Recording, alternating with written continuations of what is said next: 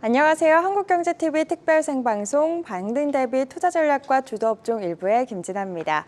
본격적인 4분기도 시작이 되고 말도 살찌는 계절, 가을도 한창입니다. 몸도 마음도 풍성하게 채워질 가을처럼 우리의 계좌도 풍성해져야겠죠.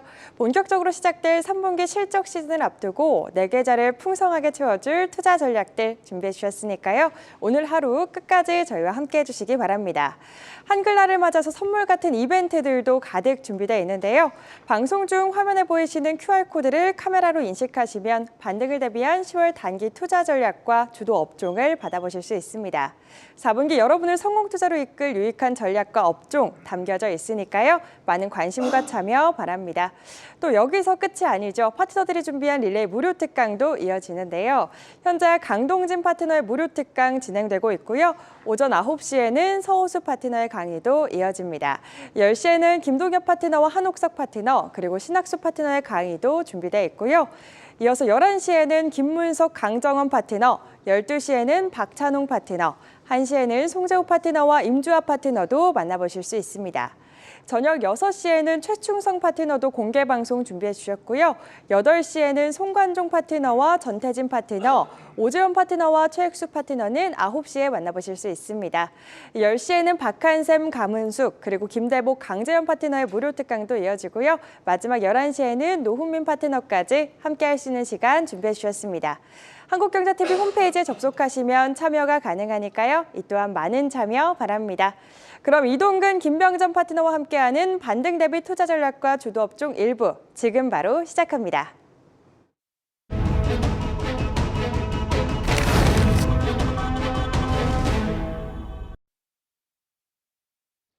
네, 한국경제TV 한글날 특별 생방송 1부 안녕하세요. 최기훈입니다. 자, 한국경제TV에서 한글날을 맞이하여 반등 대비 투자 전략과 주도 업종이라는 주제로 특별 생방송을 준비하였습니다. 자, 오늘 이 시간 함께해 주실 한국경제TV 최고의 전문가 두 분입니다. 우리 김병전, 이동근 파트너 함께합니다. 안녕하세요. 예, 반갑습니다. 반갑습니다. 오늘 한글날 휴일인데 이렇게 또 아침부터 함께해 주셔서 살짝 눈이 부으셨어요. 그런 느낌이 있는데 오늘은 한글날이기 때문에 웬만하면 한글로 다 좀 이야기를 해볼까 하는데 오늘 특별한 시간 1부입니다. 두 분과 함께 출발해 볼 텐데요. 먼저 이렇게 좀 질문을 드리고 시작해 볼게요. 지금 4분기가 시작이 된 지 얼마 안 됐습니다. 좀 긴 연휴 이후의 4분기 좀 기대도 해보고요. 내심 좀 희망도 가져봤는데 시장은 그렇지 않습니다. 굉장히 좀 힘든, 그리고 수요일 날이요. 지난 수요일 날에는 블랙 수요일이라는 말이 뜰 만큼 굉장히 힘들었고 무거웠던 시장이었습니다. 먼저 4분기까지 얼마 흐르지 않은 이 시간 동안에 대한 평가 어떻게 하시는지 관전평부터 출발해 보겠습니다. 어느 분부터 가볼까요? 이동근 대표님? 예. 네. 어떻게 보실까요? 글쎄요, 이제 저는 3분기까지는 정말 시장이 어려웠고요. 사실 이제 8월 1일 날 2,650포인트를 코스피 지수상 찍고 난 이후에 그때부터 사실상 뭐 거의 10월 초까지 시장이 무너졌다고 해도 과언이 아닙니다. 다만 이제 지금은 상당히 좀 감해도권 영역에 들어있는 게 사실이고, 그때 이제 시장이 좀 무너졌던 이유가 연준의 긴축 연장이라든지 이런 내용들하고 그다음에 이제 또 사우디 쪽이라든지 이쪽에 이제 감산에 대한 내용들, 경기가 좋지 않음에도 불구하고 감산이라는 이런 내용들이 나오면서 유가가 90%까지 급등했던 이런 부분들이 사실 인플레이션을 자극할 수 있다라는 이런 내용들 때문에 시장 자체가 상당히 좋지를 않았다 이렇게 보시면 되겠고, 여기에 이제 미국 채금리의 상승이라든지, 그렇죠. 그다음에 원화 약세 국면에서 외국인들의 현수물 매도라든지 이런 내용들이 이어지면서 상당히 좀 3분기까지는 시장을 좀 괴롭혔다라고 보시면 되겠고요. 그래요. 근데 이제 4분기부터는 이제 시장 자체가 좀 저는 안정화 단계로 들어가면서 서서히 이제 연말 장세를 준비하는 이런 쪽으로 지금 이제 포커스를 좀 맞추지 않을까라고 생각을 하는데 지금 하는데 지금 또 우리가 연휴 기간 쉬고 있는 사이에 또 중동 쪽에서 노이즈가 상당히 또 많이 나왔죠. 또 이런 부분들도 잠시 고려를 해야 되지 않을까라는 생각인데요. 사실 이제 우리가 이제 전쟁이 터지면 그때부터는 매수 버튼을 눌러라. 걸프전 때부터도 그랬고 했는데, 사실 이번에 나오는 거는 지금 지정학적인 어떤 변수 이런 내용들은 뭐 일상적으로 있어 왔던 거였지만 예고되어 있던 부분들은 아니기 때문에 네, 네. 당장은 조금 부담은 좀 주지 않을까라고 생각을 합니다만 아무튼 4분기에 반등에 대한 어떤 시그널 이런 내용들을 좀 크게 뭐 훼손하거나 그러지는 않을 거라고 저는 그래요? 생각하고 있습니다. 그럼 이렇게 한번 질문을 좀 약간 좀 틀어보겠습니다. 지금 4분기가 시작된 지 한 주 정도밖에 흐르지 않았습니다. 한 주 동안의 4분기는 예상했던 모습과 좀 일치하시는지를 한번 여쭤보고 싶어요. 이제 저는 사실 시장을 2,650포인트 이탈하고 그다음에 9월 달 초에 2,600포인트 갔을 때 방송에 나왔을 때 시장은 이미 추세가 당일 추세 깨진 상태이다. 좀 보수적으로 보는 게 좋다라고 말씀을 드렸고 2,500포인트 이탈하면서 밑으로 내려가면 일시적으로 뭐 2,400포인트까지도 해소할 수 있다 이렇게 봐왔었기 때문에 네. 저는 이제 예상을 어느 정도 하고 있었던 부분이고요. 다만 이제 지금 구간에서는 과매도권 영역에 들어 있고 이제 이번 주부터 해서 이제 실적 이슈가 진행이 되죠. 네. 삼성전자의 실적이라든지 이런 내용들이 이제 발표되면서 불확실성을 조금씩 이제 걷어내면서 국내 증시도 저평가 쪽에 포커스를 맞추는 매수세 주도세들도 많이 나올 것이다 이렇게 보고 있습니다. 그래요. 좋습니다. 자, 우리 김병전 대표께도 관전평, 시장에 대한 관전평 지금 뭐 4분기가 시작된 지 한 주밖에 흐르지 않은 상태인데 굉장히 힘들었었고요. 그리고 3분기까지의 우리 시장은 또 어떻게 보시는지 전반적인 관전평을 먼저 여쭤보고 지금부터 시장에 대한 이야기 또 여쭤보겠습니다. 어떻게 보실까요? 이슈가 참 많았어요. 예, 이슈가 뭐 굉장히 많았습니다. 그거 이제 이동건 대표께서 좀 잘 또 말씀을 해주셨어요. 그래서 이제 저는 이제 이슈를 좀 몇 가지를 이렇게 나눠봤어요. 사실은 이제 그 주말에 가장 우리가 관심을 뒀고 우리가 주목할 만한 것이 뭔가 하면 이제 고용 지표거든요. 예, 고용 지표가 또 예상보다 잘 나왔는데도 불구하고 또 지난 주말에 오히려 또 미국 증시는 또 급반등을 했습니다. 그만큼 이제 제가 이제 항상 지표를 잘 많이 보거든요. 네. 지표상 RSI 지표를 보면 이제 가매도 구간인 거는 이제 틀림이 없다. 이제 그렇게 말씀을 드리는데 우리가 이제 최근에 이제 보면은 우리가 삼고라 그러지 않습니까? 그렇죠. 뭐 고유가라든지 뭐 고금리 이제 고환율 이제 이런 문제가 되겠는데 이제 유가 부분은 최근에 이제 90달러를 한번 슈팅을 했다가 네네. WTI 기준으로 이제 좀 한풀 좀 꺾인 것 같아요. 이제 80달러 이제 초입대로 이제 들어갔거든요. 82불 정도. 그럼 고점을 확인했다고 보시는 건가요? 저는 어느 정도 하긴 했다고 봅니다. 그래요? 예. 뭐 일각에서는 뭐 심지어 100달러도 넘어선다. 107달러까지 기사 나오고 있어요. 예, 뭐 JP 모건에서도 뭐 그렇게 이야기하고 심지어 뭐 120달러까지 또 이야기합니다만 그거는 뭐 예상인 거고 그걸 제가 이때까지 뭐 주식을 해봤습니다만 한 번도 맞아 떨어진 적이 없다는 관점 너무나 지나치게 과대평가한 것이 아닌가 이렇게 보고 있고 그다음에 금리 문제도 마찬가지입니다. 그 금리도 보시면은 국채 금리가 그 주말에 한 4.86%까지 상승을 했었어요. 초반에 장 초반 그랬는데 그다음에 장 후반에 가면서 좀 이제 꺾였고 네. 그래서 이제 금리가 조금 이제 뭐 많이 꺾인 건 아니지만 그래도 좀 안정화되는 막 그런 모습을 보여주었다 이렇게 이제 보시면 되겠고 환율도 제가 지난번 이제 TV에 나와서 이제 1,400원에 대한 이제 가능성 사실은 말씀을 좀 드렸었거든요. 지난번에 지난주에 1,366원까지 갔었나요? 근데 이제 1,400원까지는 조금 어려울 것 같아요. 제가 봤을 때는 1,360원 전후로 해서 그냥 등락 정도 하는 그 정도의 어떤 모습을 보여주고 있고 제가 조금 전에 이제 말씀드렸습니다만 이제 고용 지표를 이야기를 했지 않습니까? 네. 고용 지표가 이제 주말에 이제 나온 걸 보면은 그 비농업 부문 고용이 약 33만 6천 명 증가를 했습니다. 시장의 기대치보다 예상치보다 한 더블이거든요. 그래서 이제 우리 시장이 좀 급락이나 뭐 하락하지 않을까 이렇게 생각을 했는데 뭐 오히려 예상외로 오히려 이제 올랐습니다. 오른 이유가 이제 뭐 다만 보면 굉장히 좀 애매합니다. 국채 금리가 초반에 좀 올랐다가 조금 느슨해지는 뭐 그런 모습 때문에 제가 봐서는 이제 주가가 이제 오른 것이 아닌가 이렇게 이제 보고 있고 일단 이런 고용 호조에도 불구하고 주가가 반등한 이유가 이제 연내 금리 인상은 굉장히 신중할 거다. 이제 그런 이제 내용이 있었습니다. 그다음에 이제 세 번째는 또 삼성전자 이제 이 실적에 대한 부분. 네. 이제 3분기, 4분기. 이제 3분기 실적이 이제 이번 주에 또 발표되지 않습니까? 뭐 지금 시장에서는 뭐 3분기는 약 한 1조 정도.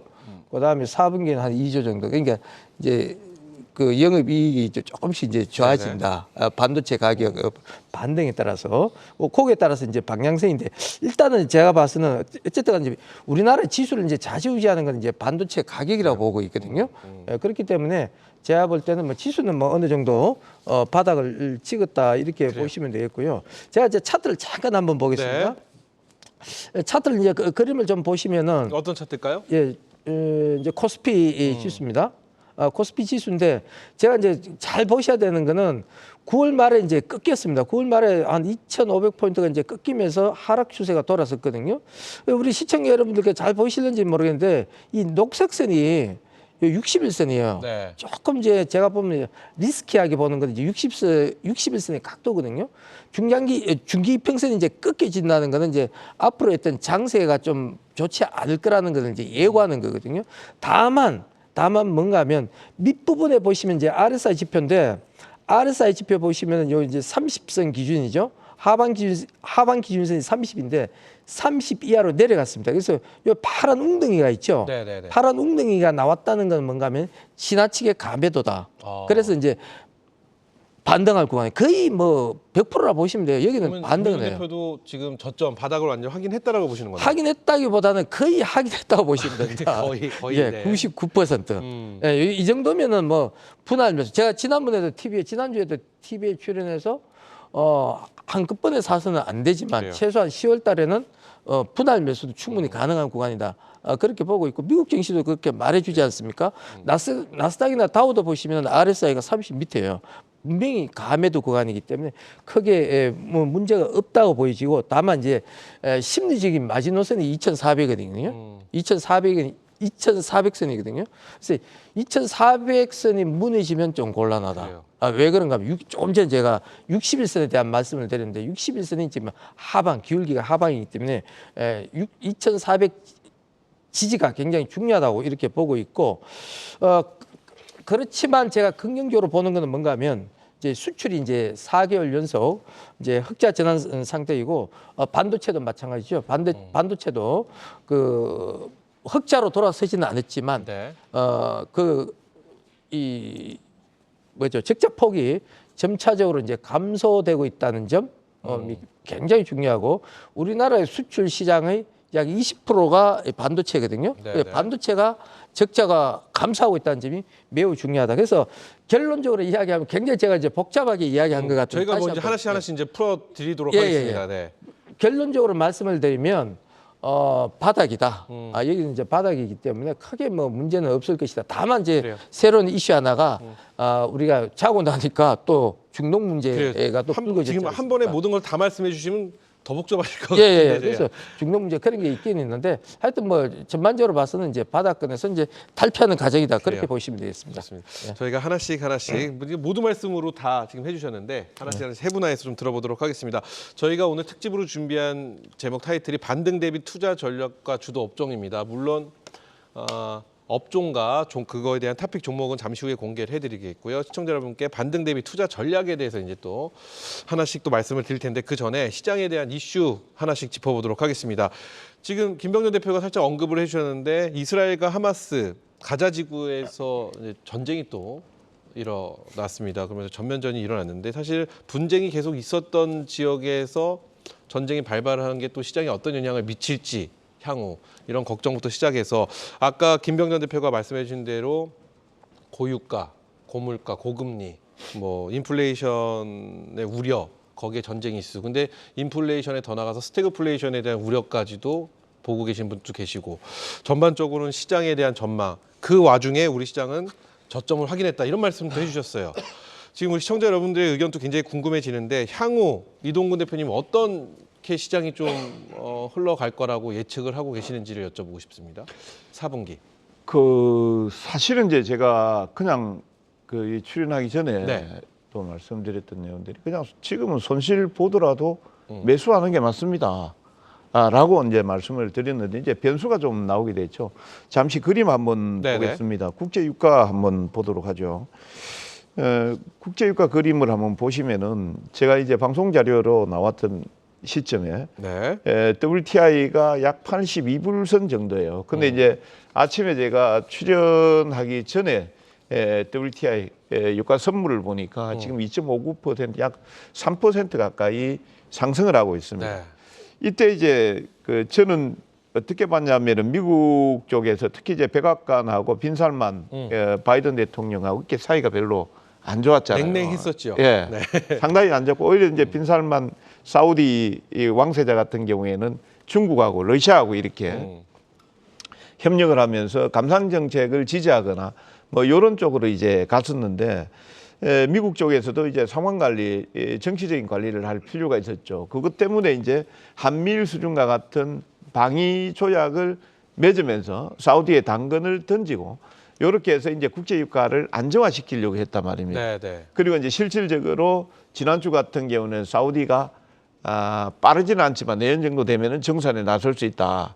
이런 내용들이 나왔었는데 이번에 이제 하마스, 이스라엘하고 이렇게 이제 전쟁 상황이죠. 전면전이시죠. 전면전이라고 이제 지금 이스라엘 같은 게 이렇게 지금 얘기를 하고 있습니다.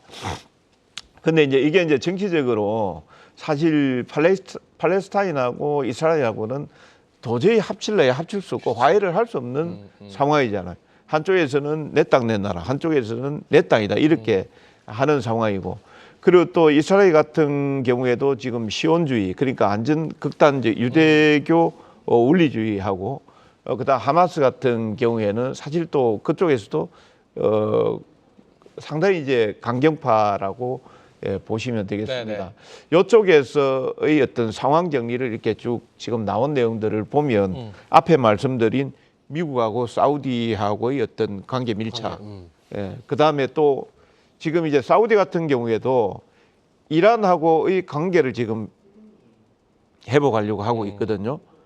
이게 사실 어떻게 보면은 지금 사우디하고 이란하고는 우리가 이제 아랍이라고 아랍 동맹이라고 이렇게 하지만 실질적으로 이란은 아랍권이 아니거든요. 네. 아랍권이 아니고 그리고 동맹이라고 할 수 없어요. 거기는 순위하고 시아파하고 아주 완전히 극단적으로 분리가 돼 있는 가운데서 만약에 이제 미국하고 사우디하고의 관계 밀착, 그 다음에 사우디하고 이란과의 관계 밀착을 누가 도와주고 있냐면은 지금 중국하고 러시아가 지금 중재를 하고 있거든요. 네. 그렇게 된다라고 하면 지금 팔레스타인 특히 하마스 같은 경우는 갈 곳이 없어지거든요. 이게 사실상 이렇게 이제 밀착을 하게 된다라고 하면은 정치적으로 입지가 좁아지기 때문에 지금 이번 도발을 일으켰다. 네. 이런 내용들이 거의 지금 계속 중지를 모아가고 있습니다. 그러면 중요한 거는 우리는 유가를 과연 어느 정도 자극할 것인가. 그렇죠. 이런 내용들이 되거든요. 제가 여기 출연하기 전에 잠시 좀 그림을 한번 보니까요. 지금 이스라엘이 위치해 있는 위치가 그 홍해 지역이 있잖아요. 네네네. 그 위쪽에 있습니다. 이제 걸프만 위쪽에 있어요. 그 이스라엘하고 팔레스타인, 그 다음에 요르단, 그 다음에 그쪽 조금 더 넘어가면은 이란 이쪽에 돼 있거든요. 그쪽은 다행히도 걸프 지역을 통해서 나오는 원예 수송로 쪽에서 조금 위쪽에 있습니다. 네네. 그렇기 때문에 아마 심리적으로는 지금 하루나 이틀 정도는 국제 유가를 자극할 수는 있을지 모르겠지만 길게 가지는 않을 것 같다라는 내용이고요. 그리고 이제 이번에 어떤 전쟁의 주도를 이스라엘 시온주의 쪽에서 만약 이걸 주도를 했다라고 하면은 아마 국제적인 지탄을 좀 많이 받을 가능성이 있다 이렇게 보고 있는데 하마스 쪽에서 먼저 선제 공격을 했거든요. 그렇죠. 그렇기 때문에 민간의 살상이 계속해서 좀 일어나고 좀 많아진다라고 하면은 저건 너무 심한데라는 내용들도 나올 수 있겠지만 그렇지 않다라고 하면은 제가 봤을 때는 지금 현재 상황에서 하마스의 비난이 더 세질 가능성이 있고 상황 정리가 오히려 좀 빠르게 나올 수 있다 이렇게 보고 있고요. 지금 헤즈볼라까지 나오고 있는데 그 헤즈볼라는 레바논 쪽이거든요. 아. 예, 그쪽은 이란의 지원을 받고 있는 세력이 되겠습니다. 그래서 어떻게 본다라고 하면은 이번 상황은 복잡하게 쉽게 풀리지는 않을 것입니다만 우리 관점에서 보면 시장 관점에서 보면은 국제 유가를 건들 수 있겠냐라는 내용이 되거든요. 국제 유가가 일시적으로 충격은 한 2, 3일 정도? 예, 잠시 그림을 다시 한번 네네. 보시면은요. 지금 82불선까지 떨어져서 사실상 이제 반등이 나올 수 있는 시점이었어요. 근데 이게 다시 90불선을 돌파하거나 그렇지는 않을 것 같다라는 내용이고 하루 이틀 정도는 충격이 조금 나올 수 있겠지만 그래도 시장의 어떤 반등 추세를 네. 건드리거나 그렇지는 않을 것이다라고 보고 있고요. 그다음에 한 그림을 하나 더 좀 보도록 하겠습니다. 네. 여기에 지금 그 보시면은 이게 이제 고용 지수가 되겠습니다. 예.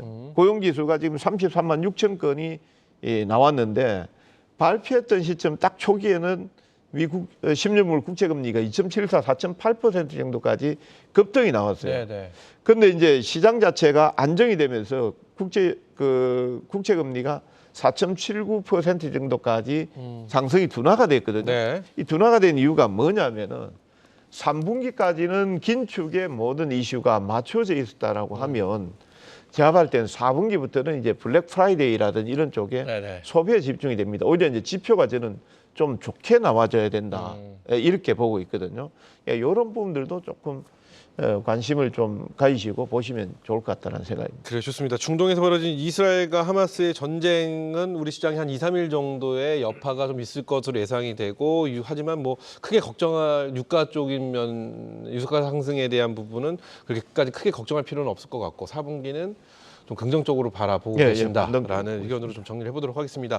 자, 우리 김병준 대표께서도 같은 질문입니다. 뭐 어떻게 지금 전망을 하고 계시는지 모르겠습니다. 4분기 지금 고금리, 고유가, 고환율 거기에 하마스와 이스라엘의 전면전 선포 그리고 전쟁 민간인 사상자도 굉장히 많이 일어나고 있는 가운데 4분기 우리 시장에 과연 어떤 영향을 미칠 것이라고 보고 계시는지 어떤 생각을 갖고 계신지 궁금합니다. 뭐 전반적인 이제 제가 봐서는 그렇습니다. 지금 이제 간밤에 이제 이스라엘하고 이제 팔레스타인 이제 문제가 불거졌지 않습니까? 뭐 심지어 이제 전면전까지 이제 얘기가 나오고 있는데 지금 뭐 외신 보도에 따르면은 뭐 어느 정도 좀 정리가 되고 뭐 가고 그래요? 있는 것 같아요. 이스라엘군이 다시 이제 남부 지역을 이제 탈환하면서 조금 이제 잠잠해지는 것 같습니다. 그러나 그게 워낙 이제 대규모 이제 사상자가 그렇죠. 크다 보니까 아마도 이게 이제 시장에서는 이건 단기간에 끝날 이슈는 아니다. 전쟁이 조금 이제 확대 재생산될 우려도 있다. 이런 얘기는 나오고는 있습니다만은 네. 크게 확전되지 않을 거라고 저는 뭐 그렇게 생각을 합니다. 어차피 이제 크게 확전돼 봐야 양국의 어떤 뭐 사상 피해만 늘어나지 않겠냐. 저는 그렇게 보고 있기 때문에 그렇지만 이건 단기간에 끝날 문제는 아니다. 과연 그러나 이것이 이제 유가에 미치는 영향이 그렇죠. 뭐 우리 어떻게 시장에 될 미치는 거냐. 영향. 그게 이제 중요한데 제가 봤을 때는 유가에 분명히 영향을 미칠 겁니다. 그러나 장기간 지속되지는 않을 거다. 저도 뭐 이동건 대표 말씀에 거의 이제 동감하는 부분인데 뭐 제가 봤을 때는 한 2주 정도. 2주요? 예, 이동근 대표 2, 3일 정도라고 말씀하셨는데 저는 한 2주 정도. 2주 정도 등락은 네네. 전쟁의 어떤 수위에 따라서 왜 그런가 하면 전쟁이 그렇겠죠, 아무래도. 갑자기 뭐 네네. 끝나지는 않거든요. 생각으로 예상은 이제 뭐 끝날 것이라고 예상은 하지만 그게 또 전쟁의 수위가 높아질 수도 있기 때문에 좀 등락을 거듭하면서 영향을 미치는 구간이 저는 한 2주 정도. 채팅창에도 시청자 여러분께서 시장 예측 불가일 듯 뭐 이렇게 해주셨으니까 아마 김병준 대표님의 말씀에 좀 동의하시는 것 같습니다. 계속해서 설명 들어보죠. 그래서 한 뭐 2주 정도 뭐 그렇게 될 거라고 이제 보고 있는데 중요한 거는 이제 유가를 좀 좌지우지하는 국가가 어딘가 하면 중동 국가 중에서 사우디아라비아거든요. 그래서 사우디아라비아가 어떻게 돌아갈 거냐 그 부분에 제가 볼 때는 이제 초점을 맞추는 것이 굉장히 중요한 것이 아닌가 이렇게 제가 보고 있는데 사우디아라비아가 이제 어저께 이제 그런 얘기가 나왔죠. 유가가 높다고 그런다면 미국에서 평가할 때 지금 유가가 너무 높으니까 어떻게 정산을 좀 해달라 그런 의도가 아니겠습니까? 그래서 사우디에서는 어떤 이야기가 나누 자 그러면은 자, 유가를 좀 한번 정산해 볼게, 늘려 볼게. 그 대신 이제 조건을 다는 거죠. 세상에 공짜가 돼 있겠습니까? 그래서 이제 미국이 대신 우리 사우디에 대한 인정을 좀 해달라는 거죠. 그 대가로 이제 미국은 이제 사우디하고 방위 협정을 맺는 거죠. 네네네. 방위 협정을 맺는 거. 대가로 이제 그래서 사우디도 오케이 이제 뭐 그렇게 됐습니다. 그래서 최근에 이제 그 유가의 움직임을 보면은 이제 그 시장에서는 지금 거의 이제 120달러까지는 그렇고 이제 한 100달러 정도로 이제 넘었을 거라 이제 얘기를 하고는 있습니다만은 사우디가 이제 원유 시장을 안정시키기 위해서 이런 행동을 취할 경우 분명한 거는 뭔가 하면 100달러 미만으로 좀 제한되는 그런 100달러 미만으로 제한한다는 건 지금 현 위치 정도를 유지하겠다는 그렇죠. 말씀일까요? 네, 그것도 사실 고유가긴 한데. 그 그렇죠? 고유가인데 100달러 밑으로. 그런데 지금 80달러 초입대까지 내려왔지 않습니까? 네네. 지금 끊겠다고 보는데 이게 이제 끊겠다기보다는 이제 여기서 또 반등이 일어날 수 있거든요. 또 이스라엘 문제가 또 생기지 않습니까? 그렇죠. 그래서 100달러 밑으로는 좀 안정화되지 않겠냐 이렇게 보고 있고 이렇게 이제 유가가 좀 안정화되고 그다음에 이제 중요한 건 이제 가장 중요한 건 사실 금리거든요. 예, 금리 부분도 계속 지금 4.8% 10년물이 그래요. 그래서 이제 왔다리 갔다리 이제 약간 박스권으로 이제 왔다 갔다 하고 있거든요. 그래서 10년물 국채 금리가 뭐 제가 봤을 때는 뭐 일각에서는 이제 5%가 넘어가지 않겠냐 이런 얘기도 있습니다만은 그 정도까지는 가지 않을 거라 저는 그렇게 보고 있고 어느 정도 이제 피크 아웃 시점이다. 예, 조금 이제 꺾여가는 뭐 그런 그런 시점이다 이렇게 이제 보고 있고 그다음에 제가 조금 전에도 제가 말씀드렸습니다만 물론 이제 금리가 이제 좀 안정화되면 지수는 이제 반등 영역일 수밖에 없고 네. 그다음에 이제 우리가 국내가 가장 중요하거든요. 우리 이제 국내도 가장 중요한 게 뭔가 하면 좀 전에도 제가 말씀드렸습니다만은 삼성전자의 실적입니다. 그래서 뭐 감산 효과라든지 그다음 이제 그 감산 효과로 인해서 그다음에 그 삼성전자의 어떤 반등 가격의 반등. 그 삼성전자가 전체 우리 국내 시총에서 차지하는 비중이 한 20% 정도 되지 않습니까? 그래서 이제 삼성전자가 4분기 이제 본격적으로 이제 반등을 한다면은 지금이 뭐 거의 이제 바닥권이 아닌가 그렇게 이제 보고 있습니다. 예. 알겠습니다. 자, 뭐 김명전 대표도 이동근 대표와 뭐 거의 같은 의견이십니다. 4분기 좀 긍정적으로 보고 계시는데 이제 하나 다른 거는 유가에 대한 어떤 시장에 미친 영향이 한 2, 3주 정도 이어질 것 같다. 등락을 하면서 좀 갈 것 같다라고 말씀하셨고 이동근 대표는 2, 3일 정도의 여파가 있을 뿐 그렇게 큰 걱정은 안 해도 될 것이다. 이렇게 말씀해 주셨습니다. 자, 그렇다면 긍정적인 4분기를 말씀해 주셨으니까 자, 반등 대비 투자 전략과 주도 업종이 오늘 주제입니다. 업종은 잠시 후에 공개해 드리도록 하겠고 그럼 어떤 투자 전략이 지금 가장 현명한 방법이라고 생각하시는지를 여쭤보도록 하겠습니다. 이동근 대표부터 한번 여쭤볼까요? 예, 계속해서 이제 말씀드리지만 지금 네. 과매도다. 네. 이게 사실 지금 시장에서 뭐 뚜렷한 모멘텀이 있는 건 아니죠. 모멘텀이 있는 건 아닌데 많이 빠진 게 가장 지금 호재이다라고 저는 생각을 하고 있습니다. 그렇게 보면은 전 업종이 다 호재 아닌가요? 전부 다 많이 빠져 있는 상태잖아요, 사실은. 2차 전지도 많이 사실 내려와 있는 상황이고. 그렇죠. 지금 네네. 구간에서는 사실 저는 이런 얘기를 많이 했습니다. 업종이나 종목을 잘 모르겠다라고 하면 지수라도 매수하세요. 지수. 예, 네. 예, ETF 상품도 있죠. 예, 그거라도 매수하시면 됩니다라고 말씀을 드리고 있는데 잠시 제가 다우 지수부터 해서 지수만 한번 점검을 한번 그래요. 좀 좋습니다. 해드리겠습니다. 네. 잠시 차트를 한번 보시면은요. 물론 이제 오늘 저녁은 뭐 이제 이스라엘 하마스 간의 전쟁으로 인해서 지수가 좀 흔들릴 수는 있겠지만 고용지수 발표하고 난 뒤 지난 주말에 0.87% 정도 올랐죠. 올랐는데 위치를 보시면은 상당히 많이 빠져 있는 상태입니다. 그리고 이제 전쟁 때문에 약간 흔들릴 수는 있지만 네. 미국은 희한한 게 제가 이런 얘기를 합니다. 자국 내에서 어떤 이슈가 생기면은 그냥 지수가 발작적으로 움직여요. 네네. 근데 나 위에 다른 데 일어나면은 별로 눈도 끔찍하지 않는 그래요? 게 또 미국이기도 합니다. 좀 매몰차네요. 그렇죠? 원래 그래 왔었습니다. 네. 예, 뭐 9.11 사태나 일가에서는 지금 신문이나 언론에서는 이스라엘 입장에서는 미국이 당한 9.11 테러와 같다 이렇게 이제 얘기를 하고 있지 않습니까? 그때는 하루 반짝 빠졌었죠. 근데 이제 오늘 저녁에 이제 어느 정도 이제 단기적으로 이게 제 말이 낙폭과대인지 안 그러면은 이게 추세적으로 벗어나지 못하는 국면인지 네. 아마 확인하지 않을까 싶기도 합니다. 이렇게 많이 빠져 있고요. 그다음에 나스닥 지수도 역시 마찬가지입니다. 감해도권 국면에 진입해 있다 이렇게 봐지고 있고, 그다음에 이제 우리 지수에 대해서 제가 본격적으로 좀 설명을 드리겠습니다. 저는 여기에서 그림에서 보시면 지수 변곡을 10월 16일 플러스 마이너스 1일 전후로 이렇게 여러분들한테 이제 말씀을 드립니다. 상당히 이제 많이 빠져 있는데, 제가 위에 보시면은 매도 화살표, 그다음 하단에 보시면은 매수 화살표 이렇게 나와 있는데, 거기가 매도 화살표는 매도 자리, 매수 화살표는 매수 자리라고 보시면 되겠는데요.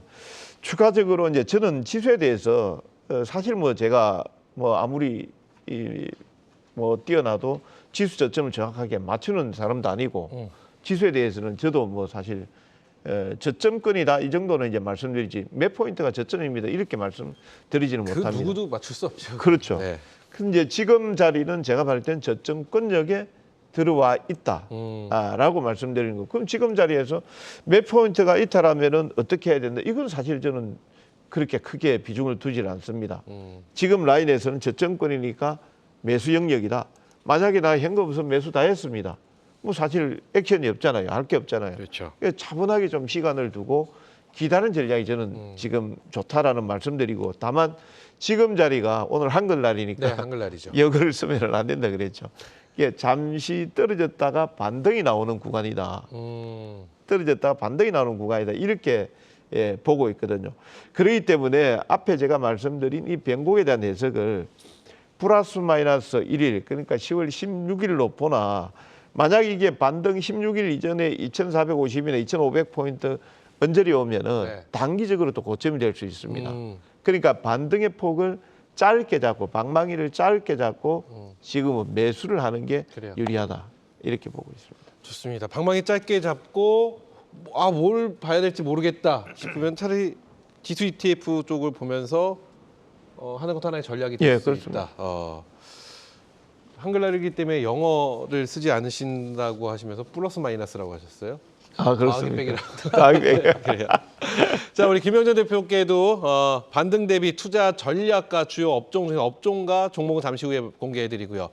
어떤 전략이 지금 가장 현명한 방법이라고 생각하실까요? 그리고 지금 우리 개인 투자자분들 보면요, 그 2차 전지나 여러 가지 종목들이 엄청 발목 잡혀 계신 분들 많이 계시거든요. 이분들은 또 어떤 방법으로 지금 많은 분들이 지금이 기회라고 말씀들 하시거든요.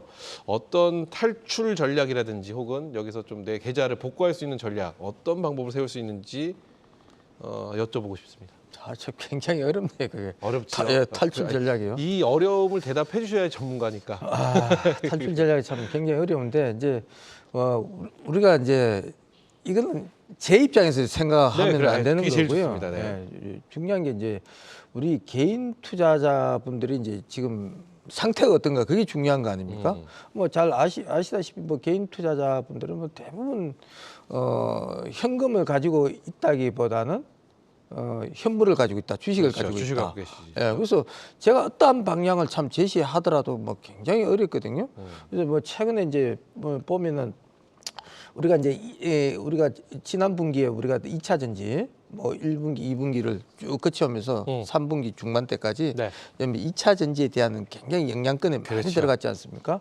그러다 보니 우리가 1분기, 2분기 때 계속 올라만 가는 그 2차 전지를 쳐다보고 있다가 2차 전지가 뭐 80만 원, 100만 원을 넘기 시작하고 150만 원대까지 올라가다 보니까 그때부터 120만 원, 130만 원대 올라가는 순간부터 이제 개인 투자자들이 굉장히 관심을 가지고 있거든요. 그리고 실제적으로 순매수로 많이 돌았었고, 네네. 2차 전지 특히 이제 에코프로 같은 경우 최근에도 마찬가지 빠진 데 불구하고 거의 다 개인들이 사는 업종을 보면 2차 전지예요. 그러니까요. 그런 관점에서 보면 좀 상당히 저는 그 좀 우려스럽지 않냐. 그런 전략은 바람직하지 않다. 그래서 내려가는 우리가 칼날을 잡지 말라. 그죠? 그런 말이 있지 않습니까? 그래서 제가 볼 때는 내려가는 2차 전지의 이런 쪽은 이미 성장에 대한 그 기대치가 주가 저는 한 3년 내지 5년치가 이미 상당 부분 사실 반영이 되었다고 보거든요. 네네. 사실 이제 뭐 150만 원까지 갔다가 80만 원대를 하니까 대부분 이제 투자자분들이 이제 싸게 느끼시는 분들이 많습니다. 싸지 않습니다. 제가 볼 때는 뭐 10만 원에서 막말로 해도 10만 원에서 150만 원 15배가 올랐고 그 이전을 본다면은 진짜 40배, 50배 올랐다고 보는데 뭐 전혀 이제 싼 가격은 아니다는 그런 관점에서 여러분들 이제 전략 자체는 2차 전지를 뭐 추가적으로 한다든지 뭐 그런 것은 아니라고 보고 저는 이제 4분기를 이제 기점으로 해서 제가 좀 전에 또 말씀 반도체에 대해서 삼성전자에 대해서 살짝 제가 언급을 했습니다만은 이제 반도체 이제 업황이 이제 좋아지기 시작하고 있거든요. 이제 우리가 상반기에는 주도주가 2차 전지였다면 하반기 이제 4분기 이제 3분기 4분기부터는 서서히 변곡이 일어나고 있는데 뭐냐 그것이 이제 반도체거든요. 반도체 섹터 쪽으로 돌아가고 있기 때문에 만약에 현금을 갖고 계시는 분 같으면은 제가 봐서는 이제 2차 전지 이런 쪽보다는 반도체 쪽으로 이제 돌아가시는 전략이 많고 맞다고 보고 있고 만약에 내가 진짜 뭐 2차 전지나 뭐 다른 섹터에 많이 가지고 있다 그러면 제가 봤을 때는 좀 리스크를 좀 줄이기 위해서 그쪽 부분을 좀 줄이고 2차 전지는 비중을 거죠? 2차 전지 비중을 좀 줄이고 반도체 업종으로 좀 가시는 전략이 좀 맞지 않겠나 그렇게 보고 있습니다. 좋습니다. 자연스럽게 반등 대비 투자 전략과 주도 업종에 대해서 말씀을 해주셨습니다. 자, 오늘 한국경제TV 한글날 특별 생방송 반등 대비 투자 전략과 주도 업종 일부 함께하고 계시는데요. 그러면 계속해서 업종 이야기를 바로 이어가도록 하겠습니다. 일단 김병전 대표는 반도체 얘기를 해주셨으니까 이동근 대표가 4분기에 좀 눈여겨봐야 되는 아까 전략적으로 지수 ETF로 보는 것도 방법이다 하셨는데 지수 ETF 말고 4분기에는 이 업종을 나는 좀 관심 있게 봐야 될 것 같다 하는 업종 어떤 업종일까요? 몇 개 할까요? 안 그럼 한 몇 개가 있으시면 순위별로 해주시면 더 좋고요. 일단 원탑부터 궁금합니다. 내 마음속에 1번의 업종 어떤 업종일까요? 저는 반도체. 반도체라고 보고 있고 두 번째는 자동차. 반도체 자동차. 세 그다음에 번째도 있나요? 건설업종. 건설. 예, 더 이상 없을 건설업종. 것 같습니다.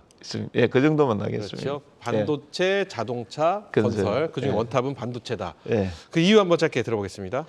예, 반도체 업종에 대해서는 사실 이제 2018년도에 모건 스탠리가 반도체 겨울이 오고 있다라고 나서부터 2019년도까지 진짜 폭락세를 기록했었고 당시 이제 지수 흐름도 좋지 않았습니다.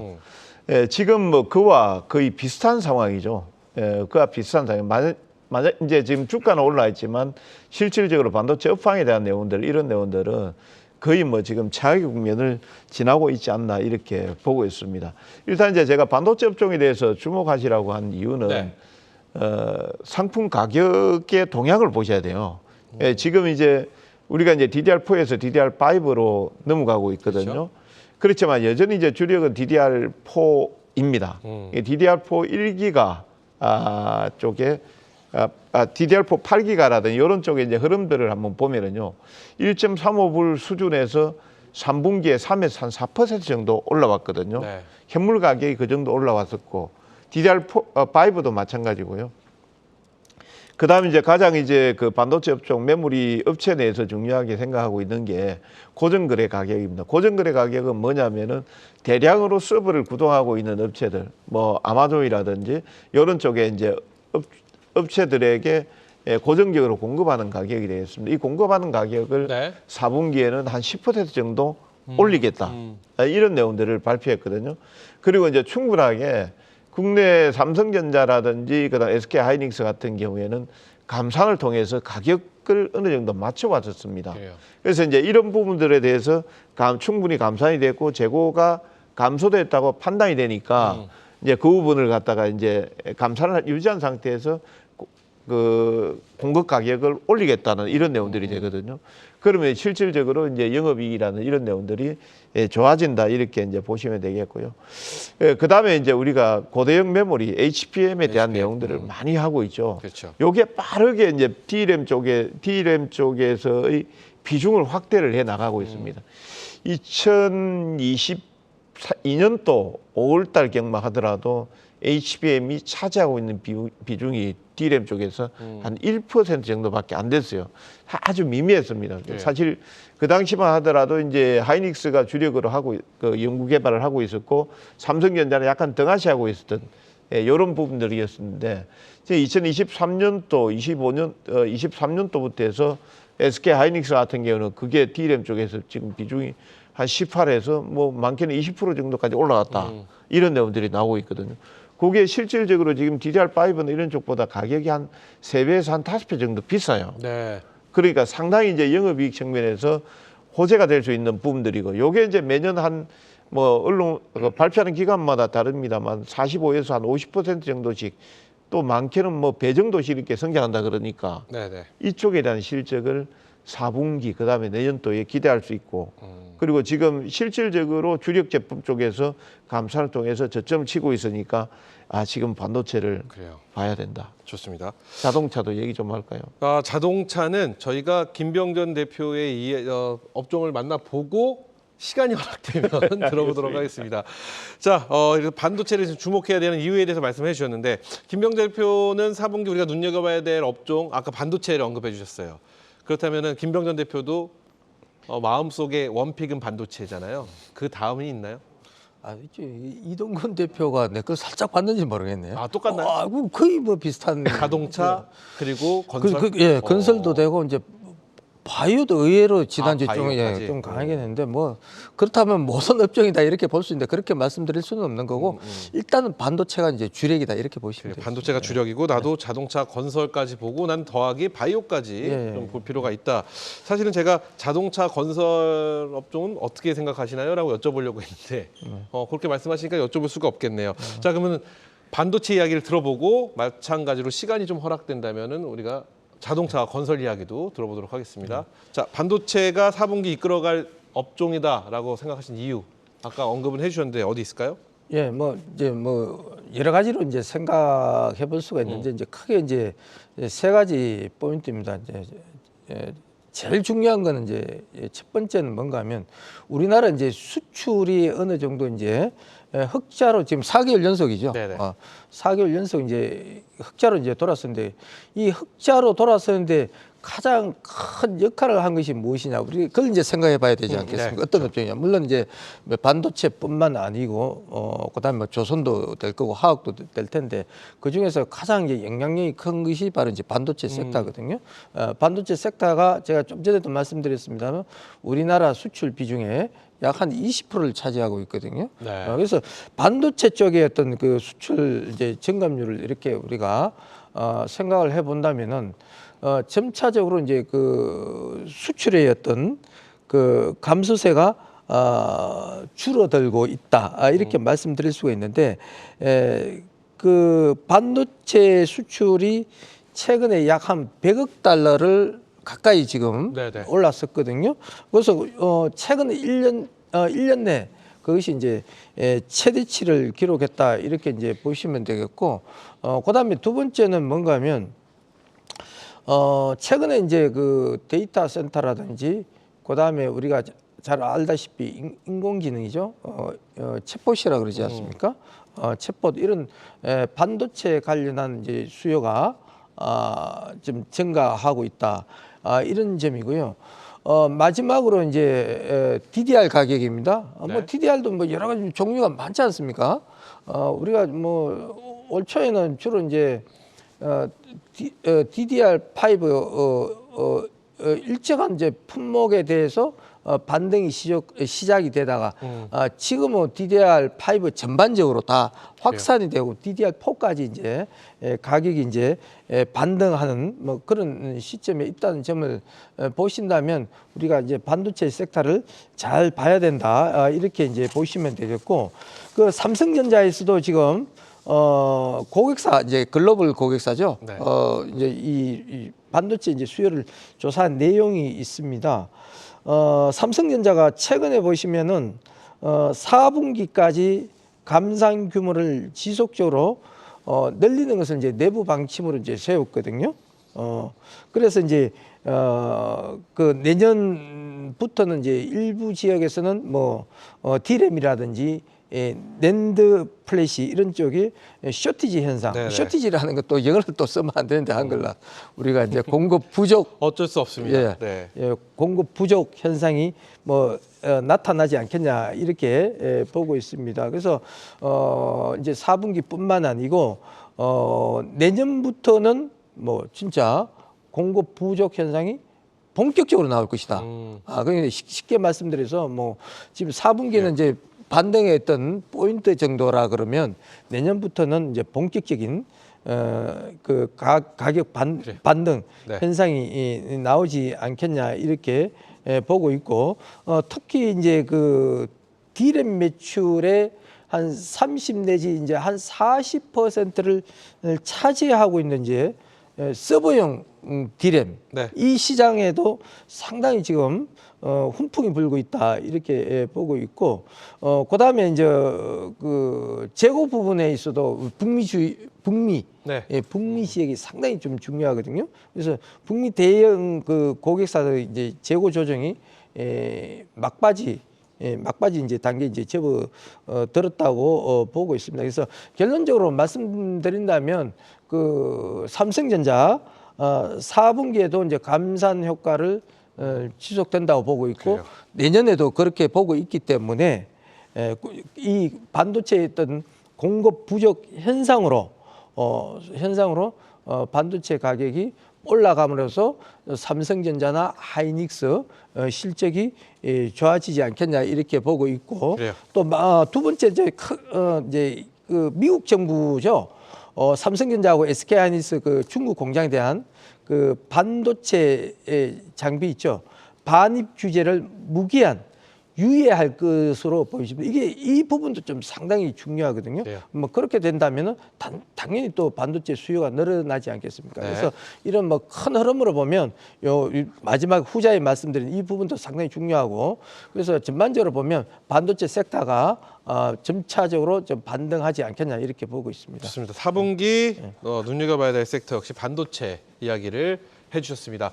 자, 시간이 많지가 않아서 제 자동차랑 건설도 사실 너무 듣고 싶었는데 이렇게 반도체 얘기를 길게 해주실지 몰랐네요, 두 분 다. 자, 그렇다면 저희가 또 토픽 종목을 안 볼 수 없습니다. 이동근 대표, 반도체 내에서 눈여겨보고 있는 나의 토픽 종목 어떤 종목일까요? 짧게 좀 부탁드리겠습니다. SK 하이닉스. SK 하이닉스. 말씀드리겠습니다.